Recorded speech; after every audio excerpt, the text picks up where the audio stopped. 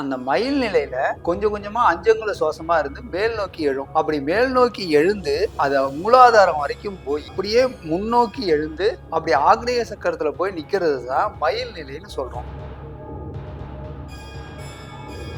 அந்த புவியீர்ப்பு விசைக்கும் உங்களுக்கும் கட்டுப்படாம நிற்கும் வாசி. அது ஒரு எப்படி மேகங்களா இருக்கு, மேகங்கள் வந்து புவியீர்ப்பு விசைக்கு கட்டுப்படுறது இல்லை. அந்த மாதிரி உங்களுடைய வாசியும் புவியீர்ப்பு விசைக்கு கட்டுப்படாது. தேவர்களுக்கு ஒரு நாள்னா மனித வருடத்துக்கு ஒரு வருஷம். அப்போ உங்களுடைய வாசிக்கு ஒரு நாள்னா மனித வருடத்துக்கு ஒரு வருஷம். அந்த மாதிரி ஒரு பயணம் வந்து நீங்க அன்னப்பறவை நிலையில 7ஆம் அறிவு கொண்டு நீங்க பயணிக்க முடியும். தீபம் எரியா மாதிரி நீங்க புருவ மத்தியில பார்க்கும்போது அது 2 அங்குலத்துக்கு இருக்கும். ஒன்னு காத்து, இன்னொன்னு வந்து நெருப்பு. இது ரெண்டுமே சேர்ந்ததுதான்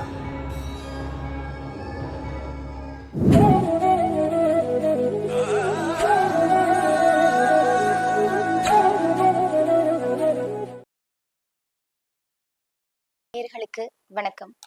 தொடர்ந்து நம்ம சேனல்ல ஆன்மீகம் மற்றும் ஜோதிடம் சார்ந்த நிறைய விஷயங்கள் பார்த்துட்டு இருக்கோம். அந்த வகையில இன்னைக்கு நம்ம கூட வாசி யோகி ஸ்ரீ எஸ் ஆனந்தராஜ் ஐயா தான் இருக்காங்க. பேசலாம். வணக்கம் ஐயா. வணக்கம். நல்லா இருக்கீங்களா? நல்லா இருக்காங்க. இதுக்கு என்ன ப்ரொசீஜருங்க அந்த மந்திரம் தெரிஞ்சுக்கிறதுக்கு? இந்த மந்திரம் தெரிஞ்சுக்கிறதுக்கு நீங்க வந்து ஒரு முக்கோணம் வரைஞ்சி அதை வீடியோ எடுத்து எங்களுக்கு அனுப்பணும். அந்த வீடியோ எடுத்து அனுப்புனீங்கன்னா ஒவ்வொரு புள்ளியையும் நீங்க எப்படி இணைக்கிறீங்கன்னு பார்த்து அதுக்கேற்றபடி ஒரு மந்திரம் கொடுப்போம். அந்த மந்திரத்துல ஒரு ரிதம் சொல்லியிருப்போம்.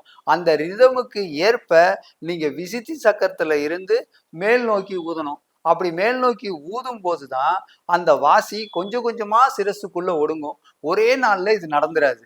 இதுக்கு வந்து நிறைய உழைப்பை போடணும். ஒவ்வொரு நாளும் 2 மணி நேரம் 3 மணி நேரம் நீங்க வாசி மந்திரத்தை விசித்தி சக்கரத்துல இருந்து ஊதணும். அப்படி ஊததான் ஒரு 6 மாசம் கழிச்சுதான் நீங்க மணிநாதம் அடைவீங்க. அதுக்கப்புறம் சங்குநாதம் வரும். அதுக்கப்புறம் உருமிநாதம் வரும். அதுக்கப்புறம் தான் அது சிரசுக்குள்ள ஒடுங்கி குதிரை நிலை அடையும். சிரசுக்குள்ள ஒடுங்கி குதிரை நிலை அடைஞ்சு அந்த குதிரை நிலைக்கு அப்புறம் தான் நீங்க மயில் நிலைக்கு போவீங்க. அதுக்கப்புறம் தான் நீங்க குயில் நிலைக்கு போவீங்க. அதுக்கப்புறம் தான் நீங்க அன்னப்பறவை நிலைக்கு வருவீங்க. அன்னப்பறவை நிலைக்கு நீங்க வரும்போதுதான் 7ஆம் அறிவு படைத்த தேவர்களோட நீங்க பேச முடியும். அதுக்கப்புறம் அந்த தேவர்களையும் தாண்டி நீங்க வாசியோக பயிற்சியில வந்து முத நீங்க வந்து வாசி மந்திரம் வச்சு விசித்தி சக்கரத்துல இருந்து நீங்க ஊதுவீங்க.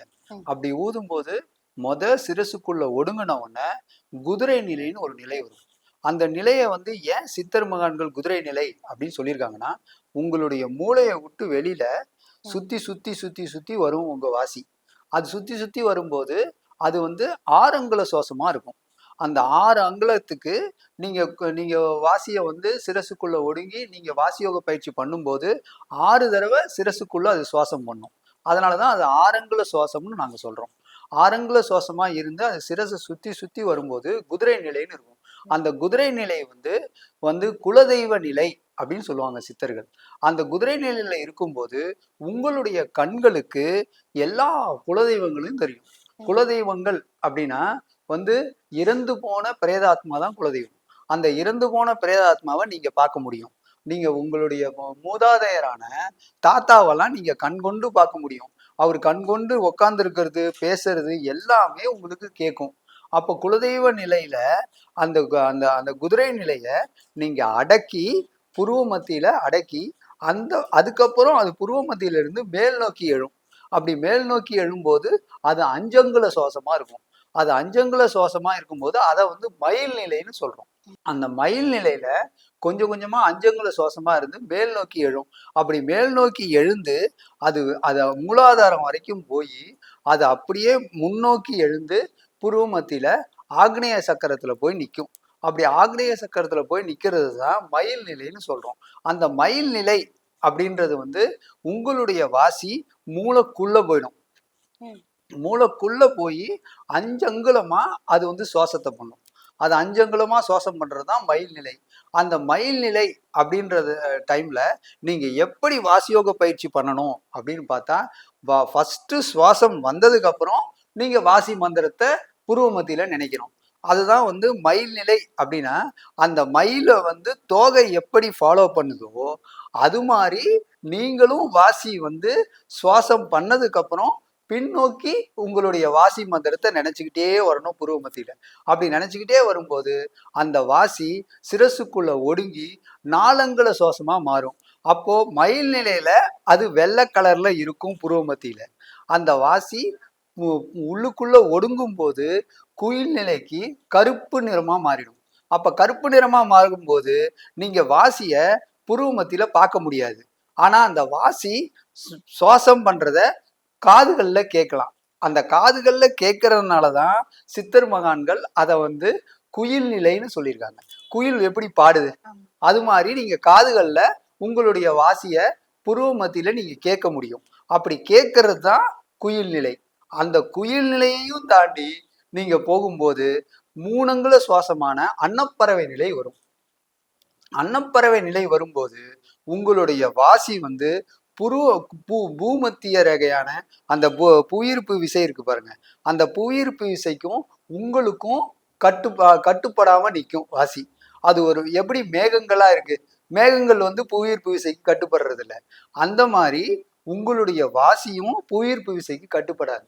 புவியீர்ப்பு விசைக்கு நீங்க கட்டுப்படல அப்படின்னும் போது அன்னப்பறவை நிலையில இருந்து உங்களுக்கு 7ஆம் அறிவு செயல்பட ஆரம்பிக்கும். அப்ப 7ஆம் அறிவு செயல்படும் போது நீங்க வந்து எப்பொழுதும் இளமையா இருக்கலாம். இப்ப எல்லாருமே வந்து வந்து என்ன பண்றாங்க அப்படின்னா 30,000 அடியும் தாண்டி 40,000 அடியும் தாண்டி ஸ்பேஸை நோக்கி பயணிக்கிறாங்க. அந்த ஸ்பேஸை நோக்கி பயணிக்கும் போது இங்க இருக்கக்கூடிய காலகட்டங்களும் அங்க ஸ்பேஸ்ல இருக்கக்கூடிய காலகட்டங்களும் வேற விதமா இருக்கும். அந்த மாதிரி உங்களுடைய வாசி வந்து தேவர்கள் நிலை அடைஞ்சு, இப்ப தேவர்களுக்கு ஒரு நாள்னா மனித வருடத்துக்கு 1 வருஷம். அப்போ உங்களுடைய வாசிக்கு ஒரு நாள்னா மனித வருடத்துக்கு 1 வருஷம். அந்த மாதிரி ஒரு பயணம் வந்து நீங்க அன்னப்பறவை நிலையில 7ஆம் அறிவு கொண்டு நீங்க பயணிக்க முடியும். அப்படி 7ஆம் அறிவு கொண்டு பயணிக்கும் போது மனிதனை சுத்தி இருக்கக்கூடிய அந்த குலதெய்வங்கள் எல்லாம் தெரியும். அதே மாதிரி நீங்க மனிதர்களுக்கு குலதெய்வத்தின் மூலியமா நிறைய நல்ல காரியங்களை நீங்க செய்யலாம். இப்ப குலதெய்வத்தின் மூலியமா தான் நீங்க எல்லா மனிதர்களுக்கும் நல்ல காரியத்தை செய்ய முடியும். அந்த குலதெய்வம் எல்லாம் உங்களுக்கு கட்டுப்படக்கூடிய நிலை தான் அன்னப்பறவை நிலை. அந்த அன்னப்பறவை நிலையில நீங்க வந்து எப்பொழுதும் உங்களுடைய வாசி புவியீர்ப்பு விசைக்கு கட்டுப்படாம நிற்கும். கட்டுப்படாம நிற்கும் போது நீங்க வந்து என்ன வேணாலும் இந்த பூமண்டலத்துல செய்ய முடியும். அன்னப்பறவை நிலையில இருக்கும் போது ஒரே ஒரு விஷயம், இந்த பூமியை ஆள்றது மனிதன் தான் ஆள்றான். மனிதனுக்கு 6ஆம் அறிவு, உங்களுக்கு 7ஆம் அறிவு வந்துருச்சு அப்படின்னா நீங்க மனித சக்தியை விட அதிக சக்தியில நீங்க செயல்பட முடியும்.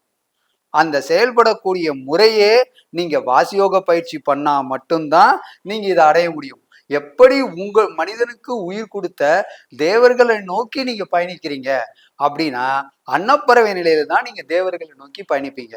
அப்ப தேவர்களை நோக்கி பயணிக்கும் போது உங்களுக்கு கண்டிப்பா 7ஆம் அறிவு செயல்படும்.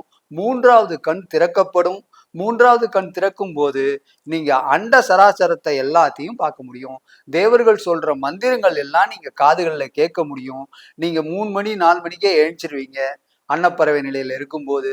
அதுக்கப்புறமும் நீங்க வாசியோக பயிற்சி பண்ண உங்களுடைய வாசி கொஞ்சம் கொஞ்சமா மேல்நிலை அடைஞ்சு தீப நிலையை நோக்கி பயணிக்கும். அந்த தீப நிலை, இந்த அன்னப்பறவை நிலையில உங்களுடைய வாசி 3 அங்குல சுவாசமா இருக்கும். அன்னப்பறவை நிலையில நீங்க புருவ மத்தியில உங்களுடைய வாசி மந்திரத்தை நினைக்கும் போது மேக கூட்டங்கள் எல்லாம் தெரிய ஆரம்பிக்கும். அப்போ மேக கூட்டங்கள் எல்லாம் தெரியும் போது 3 தடவை உங்க புருவ மத்தியில சுவாசம் பண்ணும் உங்க வாசி. 3 தடவை சுவாசம் பண்றதை நீங்க காதுகள்ல கேட்டுக்கிட்டே நீங்க சுவாசத்தை பண்ணலாம். அப்போ உங்க புருவ மத்தியில உங்களுடைய வாசி வந்து வெள்ளை நிறத்துல இருக்கும். அதுக்கப்புறம் மேல்நிலை அடையும் போதுதான் அந்த தீபமா அது மாறி அந்த தீப நிலையை நீங்க அடைய முடியும். அந்த தீபமா மாறும்போது அந்த வெள்ளையா இருக்கக்கூடிய அந்த புருவமத்தில இருக்கக்கூடிய அந்த வாசி கொஞ்சம் கொஞ்சமா எல்லோ நிறத்துல மாறி அதுக்கப்புறம் தான் அது தீப நிலையான 2 அங்குல சுவாசமா இருக்கும். தீபம் எரியிற மாதிரி நீங்க புருவமத்தில பார்க்கும்போது அது 2 அங்குலத்துக்கு இருக்கும். ஒண்ணு காத்து, இன்னொன்னு வந்து நெருப்பு. இது ரெண்டுமே சேர்ந்ததுதான் தீபநிலை.